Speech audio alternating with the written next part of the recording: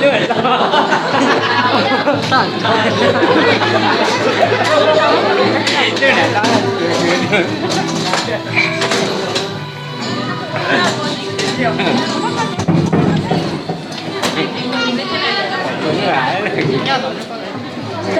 cái này có tiền thì bán con trâu con bò thì để mua thôi.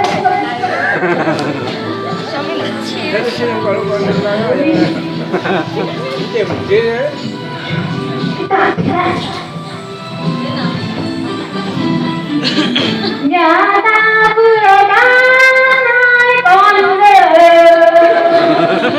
và hôm nay ta sẽ đưa cành ăn khởi. Ôi trời ơi, mấy mẹ con nó làm mà lâu quá. Nào, mấy mẹ con hãy đi xuống chợ con nào.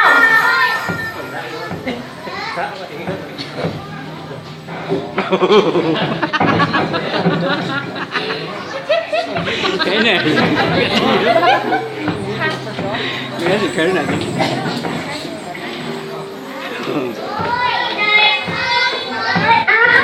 Cái của ta đây rồi, nào chuẩn bị để mình đi xuống chợ ăn phở nha.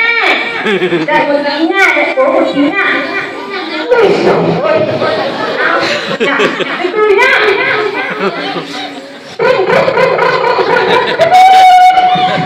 Ôi, xe này đúng là rất học rồi thật đấy. Nào lại nha.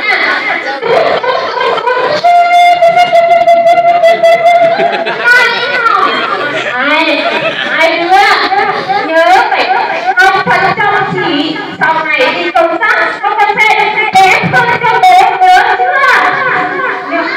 Nhớ nhá, nào bố dặn vài lần nữa.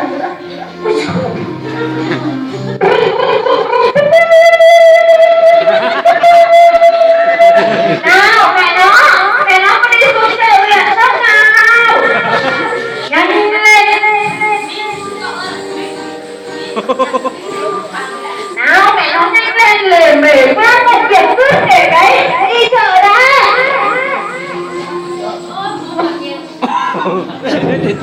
Sao bố mày vậy? Đâu? Con nhớ chưa chị đã rồi. Không phải vậy, cần gì tôi để khu này đẹp trai hơn. Mà trường bạn không có phải phát ra không đâu, mà xe là xe của mình cơ mà. Thế mấy mẹ con mày đi bộ hay là đi xe nào? Con cháu này khen bố xe máy xa giao thông muốn bỏ nhẹ. Cái gì cũng có giáo mày kể cô giáo mày nha. Thế bây giờ chúng mày đi bộ hay chúng mày đi xe nào? Thì đi nhanh lên, trời ơi hết thở đến các con này. Nào đi nào. Mấy mẹ con đã xong chưa?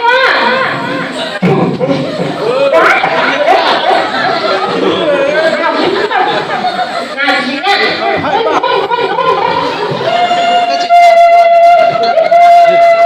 Đi nhá, bán cho bà nhá.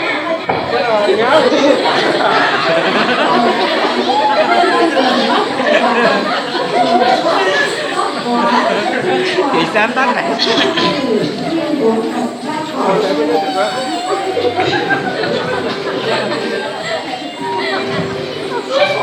mẹ con nó bám chắc vào nhà không được về nữa thế. Được.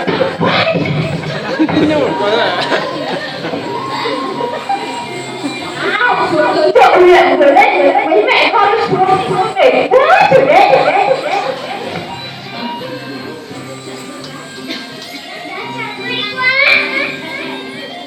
Các con đây nha, bố đi cất xe nha.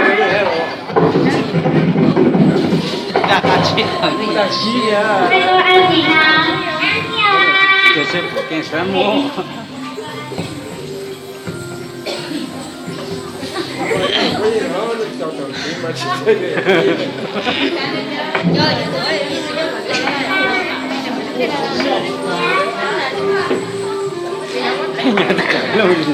Ăn con luôn nhé.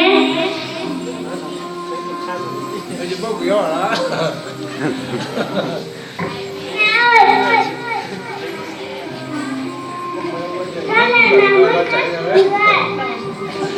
có câu hỏi gì khác có con nhân ra rồi bây giờ mình đi.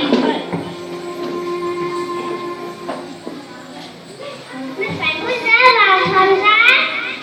Dạ, mẹ xin lỗi nhá.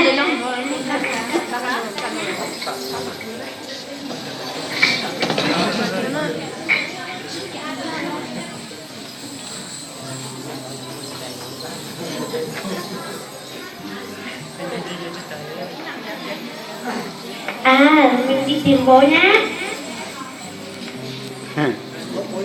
Bố nó đi đâu rồi?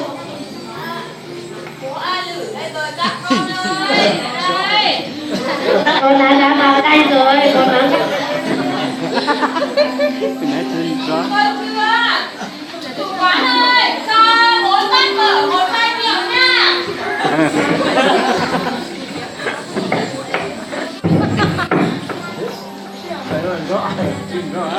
Đúng. Chạy rượu. Ôi, đúng. Rồi bố đói quá rồi các con ạ. Mẹ lại mấy mẹ con khó hết cả mắt rồi. Đây rồi. Đây rồi. Rồi, xin không nha. Đây.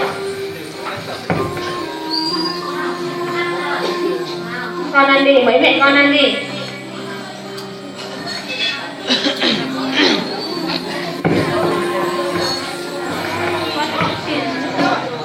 Nào các con ăn đi. Ít lẽ con chịu. Hả? Không.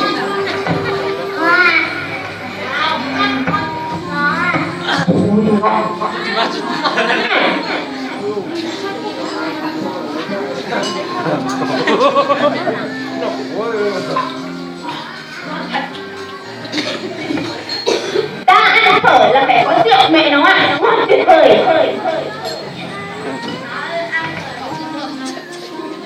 Con rồi không rượu con thích ăn phở. Mấy mẹ con cứ ăn đi, ăn nhiều con ăn để cho béo nhá. Sau này thì cộng tác với tiền cho máy của bố về chưa?